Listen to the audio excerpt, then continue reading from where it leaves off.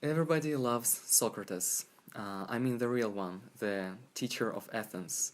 If you read at least a single of dialogues of Plato, you know the sound of Socrates' thought, the sound of his love, his humanity. And why am I actually mentioning him?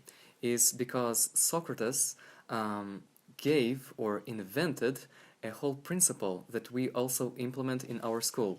And this method is called the method of development, obviously, because we are a school of development. And this method is called a circle of Socrates. Interesting fact, Socrates compared himself and what he was doing to a work of an obstetrician. Obstetrician, a person who helps a woman, a pregnant woman, to deliver a baby. And as obstetrician helps a woman to deliver a baby, Socrates told of himself as he actually helps a person to deliver a thought.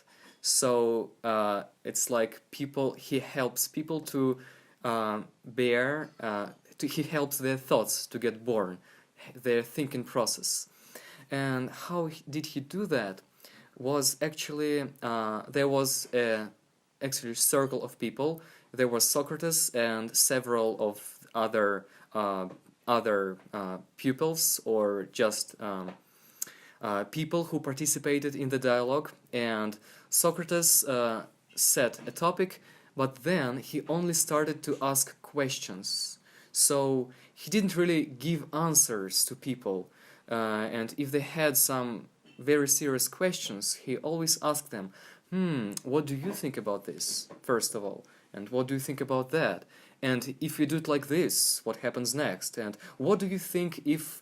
And he kept on asking and asking questions, thus making a person thinking deeply and wider and, widening his thoughts and finding new and new aspects, and actually the idea that the person believed at the very beginning of the dialogue gradually evolved, and Socrates helped, but he didn't really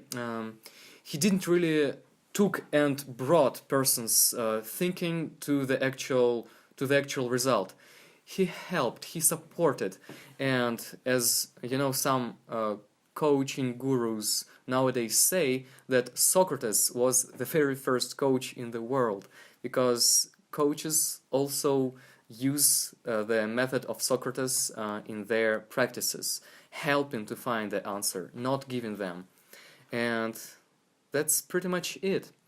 There is some important topic that you would really like to know, and there are other people who also want greatly to know the answer, to find the true answer, not just the mental, the intellectual answer, but the answer that resonates deep within you.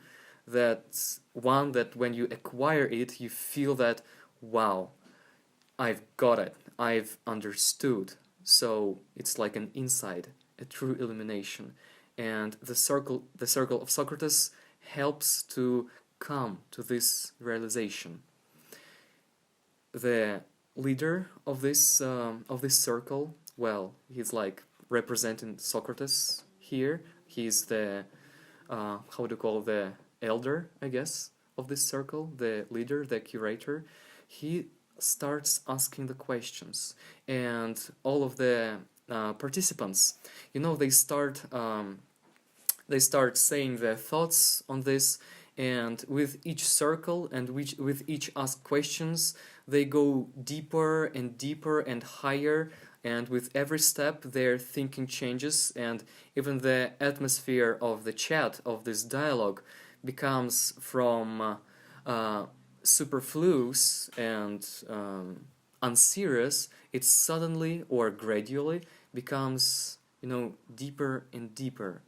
And at the end, if you really invested your thinking and your energy into this, there, is at the end, or in the end, there is finally a realization that descends upon this group, because in their process of searching for the answer, they created such an a magnetic atmosphere that allowed this high thought to descend.